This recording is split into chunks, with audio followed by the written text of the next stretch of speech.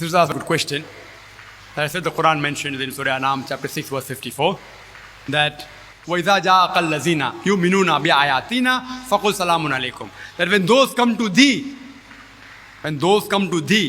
who believe in our signs, wish them assalamu alaikum. The Quranic verse says, when those come to thee, when they approach thee, then salam becomes a fard.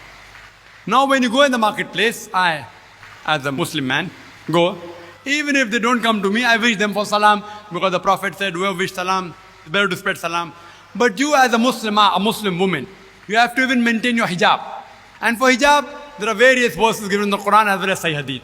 If you read Surah Azab, chapter number 33, verse number 32, it says that a special verse has been revealed to the wives of the Prophet saying that be not too complacent in your voice, lest in the opposite person in whose heart is a disease, they may misunderstand you.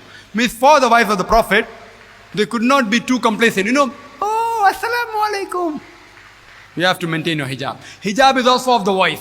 So as a gender rule, sister, you as being opposite sex, you need not wish every Muslim that you see on the road who does not approach you.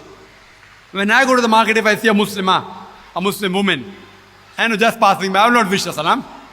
If she approaches me and there are certain problems, if she requires help, etc., I maintain my hijab, I lower my gaze, etc., and follow. But normally if they don't approach, it's not compulsory. For the same sex, for letting peace spread on the world, alhamdulillah, I will try and wish to even a person who doesn't approach me. So you, sister, to the opposite sex, it's not a requirement that you should wish to every Muslim brother, young or old, that you meet. If you know, if he is a mahram, your father or your son or your husband, then it's preferable. If anyone approaches you, you should meet. Now regarding the question, if suppose a person, if a Muslim wishes you assalamu alaikum, how should you respond as a Muslimah? First, you should realize that if there is a requirement for the Muslim man who's a mahram of yours to talk to you, then can the discussion proceed. If you think it's not a requirement, you need not proceed with the discussion. You need not proceed.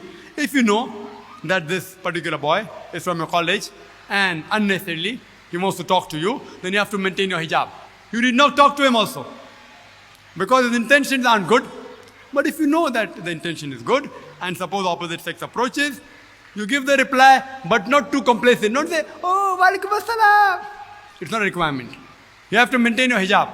Walaikum salam, be firm, so that if there's a disease in the heart of the opposite person, it will not be increased. That is the guidance of the Quran. So sister, where a nahmaram gent is concerned for a woman, and where a nahmaram woman is concerned for a gent, you should maintain the Islamic hijab. And as the sister said earlier, that there are some men who look at the woman who don't do hijab. The Quran first speaks about the hijab for the man and then for the woman. The Quran says in Surah Nur chapter 24, verse number 30, before it speaks about the hijab for the woman, it says, say to the believing man that he should lower his gaze and guard his modesty. That means whenever a man looks at a woman, any brazen thought, any unashamed thought comes in his mind, he should lower his gaze. This is the hijab for the Muslim.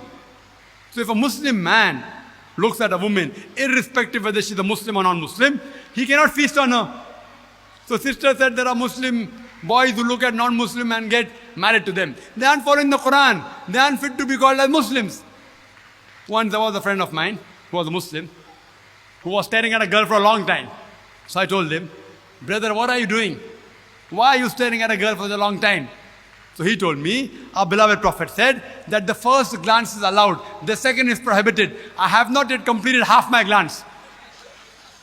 What did the Prophet mean when he said that the first glance is allowed, the second is prohibited? It doesn't mean that you can look at a woman, stare at her for a long time without blinking for 10 minutes and say that I'm following the Prophet. What the Prophet meant that unintentionally if you look at a woman, don't intentionally look at her to feast on her. So similarly, sister, it's not a requirement that you greet every nahmaram Muslim man that you meet. But if they approach you, depending upon the situation, you have to give the reply based on Quran and Sahih Hadith. Hope that answers the question.